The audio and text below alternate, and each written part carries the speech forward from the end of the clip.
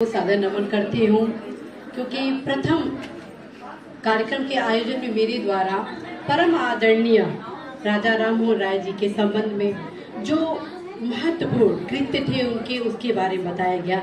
लेकिन ये जो दूसरा सत्र है वो बेहद खास सत्र है क्योंकि इस सत्र में मेरे द्वारा उस चीज को आज आप सभी के बीच अभिव्यक्त करना है जिसे यदि आप अपने जीवन में उतारती हैं तो निश्चित रूप से आज मैं यहाँ पर हूँ, कल आप होंगे। क्योंकि आज का जो विषय है महिला शिक्षा, कल, आज और कल, इसका उदाहरण मैं किसी अन्य महिला के बारे में दूं।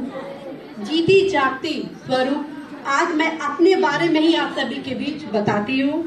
मैं बहुत ही छोटे शहर देवरिया से बिलोंग करती थी, लेकिन जब मैं ग्रेजुएशन में अपनी क्लास में पढ़ रही थी उस दौरान इसी प्रकार के एक सेमिनार का आयोजन किया गया था जिसमें एक सिलेक्टेड ऑफिसर द्वारा अपने संघर्ष की कहानी बताई गई और यह बताया गया कि किस प्रकार से मैं शिक्षा के हथियार का सदुपयोग कर अपने सपने को साकार किया एक छोटे से गांव में रहकर।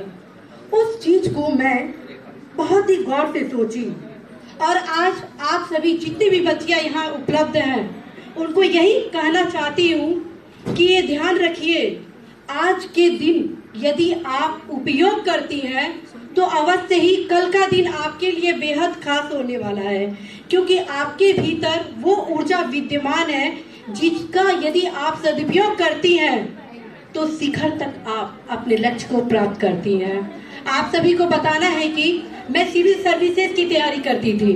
2011 में इंटरव्यू देने का अवसर मिला और बहुत ही सौभाग्य की बात थी कि लोक सेवा आयोग द्वारा आयोजित एग्जाम में मैं अपने बैच में टॉप की और आज प्रदेश की सर्वोच्च संस्था में समीक्षा अधिकारी हूँ। और इसके साथ ही मेरा यहाँ पर पड़ाव रुका नहीं क्योंकि आज का विषय है महिला शिक्षा, कल, आज और कल। अर्थात कल मैं क्या थी, आप जैसी एक स्टूडेंट थी, एक सपना पिरोई थी कि मुझे अपने लक्ष्य को साकार करना है, खुद के नाम को रोशन करने के साथ साथ अपने परिवार का नाम रोशन करना है, अपने समाज का नाम रोशन करना है और साथ में राष्ट्र की पहचान में मेरा भी योगदान हो, उस प्रकार का कृत्य करना है। और उस लक्ष्य को प्राप्ति के लिए आज मैं तमाम सांस्कृतिक कार्यक्रमों के माध्यम से जन जागरण का कार्य भी कर रही हूँ। यूपी महोत्सव, अवध महोत्सव, भारत महोत्सव की मैं सांस्कृतिक सचिव हूँ। राज्य कर्मचारी साहित्य संस्थान की मैं प्रचार मंत्री हूँ। और चूंकि बहुत सारे ऐसे हमारे श्रमिक हैं, अधिकारी हैं, कर्मचारी हैं, हमारी महिलाएं हैं, डिलीवरी बॉय हैं, जिन्हें तमाम प्रकार की समस्याएं होती हैं, वो अपनी समस्याओं को माननीय मुख्यमंत्री महोदय के समक्ष कैसे रखें और उनकी मैं किस प्रकार से सहयोगी बन सकूं। और मेरे ऊर्जा को देखते हुए मुझे बीएमएस लखनऊ का उपाध्यक्ष बनाया गया। मैं बहुत ही हर्ष के साथ आज आप सारी बेटियों को कहना चाहती हूँ कि बेटी को मात्र बचाना नहीं है, बल्कि जो बेटियां हमारी बची हैं और आगे जो नाम रोशन करने वाली है देश को, उनको न सिर्फ खुद पढ़ना है बल्कि समाज में दीपक जलाने के लिए कार्य भी करना है। आप सभी YouTube पे यदि सीमा गुप्ता यूपी सेक्रेटरीट को सर्च करेंगी तो वहां पर आप सभी मेरे द्वारा निःशुल्क क्लासेस को प्राप्त करेंगे। बड़े हर्ष के साथ आप सभी को अवगत कराना है कि 2016 बैच के जितना भी रिजल्ट था उसमें 30% जो युवा सेलेक्ट हुए वो मेरे द्वारा पढ़ाए हुए ही युवा थे। और आज मैं इस उद्देश्य के साथ इस मंच पे हूँ कि कल जब आप सफल हो तो आप अवश्य कहें कि आज इस विद्यालय में जो कार्यक्रम हुआ था जो कि महिला शिक्षा कल, आज और कल पर आधारित था, उससे मैं प्रेरित होकर आज मैं अपने देश में न सिर्फ अपने नाम को एक नया मुकाम दे रही हूँ बल्कि राष्ट्र की पहचान में अपनी सहभागिता भी दे रही हूँ। मैं पुनः आप सभी से कहूंगी, अपने भीतर छिपे अपने ऊर्जा को अवश्य ही पहचानिए, अवश्य ही पढ़ाई में मन लगाइए और पढ़ाई करने से ज्यादा जरूरी है स्मार्ट स्टडीज, क्योंकि आप सभी जी रही हैं 21वीं सदी में। आज का जो युग है बहुत ही प्रतिस्पर्धा का युग है। अभी आप सभी कंपटीशन के फील्ड में नहीं आए हैं, लेकिन जिस दिन आप कंपटीशन देने लगेंगी वहां पर आप सभी एक से एक योग्य अभ्यर्थियों से आप सभी को प्रतिस्पर्धा करना है।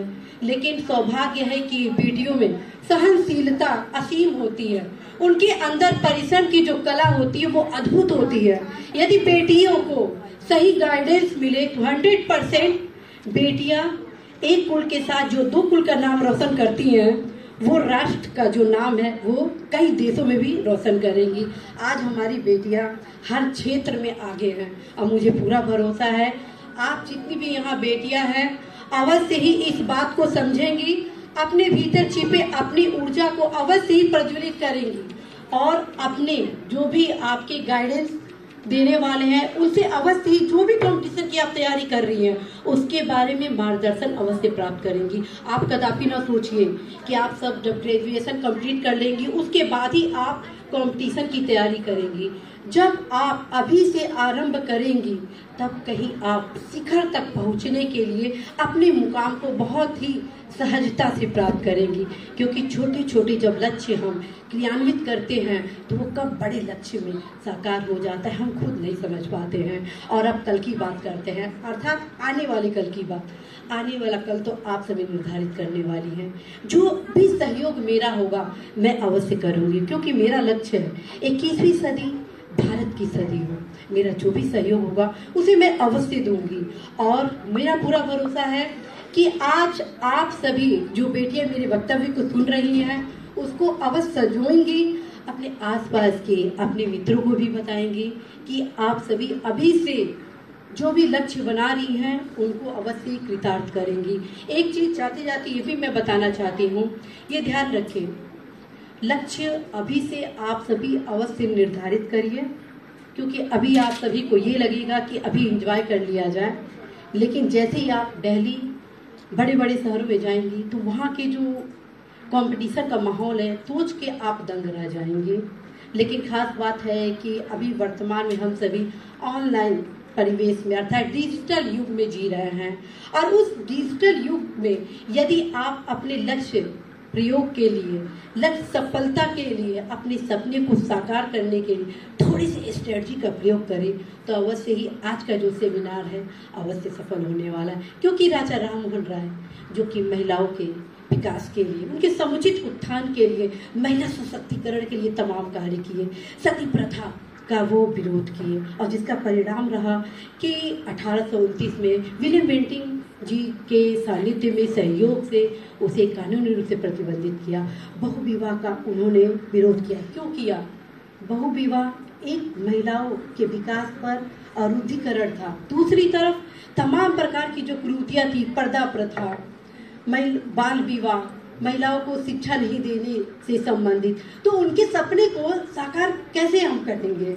आज जो सेमिनार का आयोजन किया गया है वो इसी उद्देश्य से किया गया है कि आज नए भारत में हम सभी अवश्य ही राजा राम मोहन राय जी के सपने को साकार करने के लिए अपने भारत को एक ऐसे राष्ट्र निर्माण के रूप में प्रज्वलित करने के लिए कि 21वीं सदी न सिर्फ भारत की सदी हो बल्कि भारत महाशक्ति के रूप में उभरे।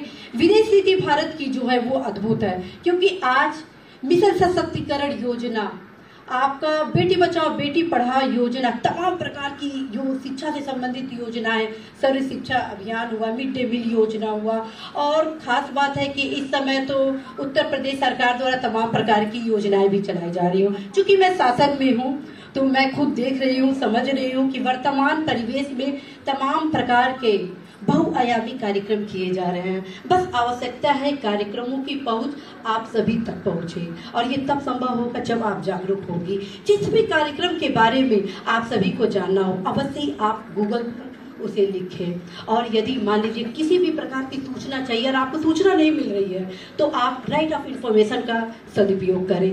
और यदि आपको ये भी नहीं पता है कि ये किस विभाग के अंतर्गत ये कार्य किया जाता है तो आप सीधे संबोधन करिए माननीय मुख्यमंत्री, उत्तर प्रदेश शासन, और जो भी आपका विषय है सूचना के अधिकार तथा सूचना प्राप्त करना, उसको लिखिए। निश्चित रूप से माननीय मुख्यमंत्री कार्यालय के माध्यम से जिस भी संबंधित विभाग से वो सूचना संबंधित है, वो समस्या के निदान के संबंध में जो प्रक्रिया संबंधित है, उसके निदान के लिए न सिर्फ कार्य किया जाएगा अग्रेसर, बल्कि नियमानुसार कार्रवाई कर आप सभी के बीच उक्त सूचना भी उपलब्ध कराई जाएगी। तो आशा है, विश्वास है कि आप सभी अवश्य ही आज के इस उद्बोधन को अपने उज्जवल भविष्य में अवश्य ही प्रयोग करेंगी और इस प्रयोग को नए भारत के राष्ट्र निर्माण में अपना योगदान जरूर देंगी। अपने वक्तव्य को विराम दूं, अपने कुछ चाहते आप सभी के बीच अपने मुक्तक के माध्यम से सुनाती हूँ, अनुवादित करती हूँ। चंद सपने कुछ ख्वाहिशें हैं मेरी, चंद सपने कुछ ख्वाहिशें हैं मेरी, दुनिया को बदलने की चाहते हैं मेरी। चंद सपने कुछ ख्वाहिशें हैं मेरी, दुनिया को बदलने की चाहते हैं मेरी। चिंता घुटन बेबसी सबकी दूर कर दूं, चिंता घुटन बेबसी सबकी दूर कर दूं, ऐसी चाहत से भरी कोशिशें हैं मेरी। नमस्कार। बहुत बहुत धन्यवाद सीमा दीदी को। और निसंदेह आपके बताए हुए मार्ग पर चल करके हमारे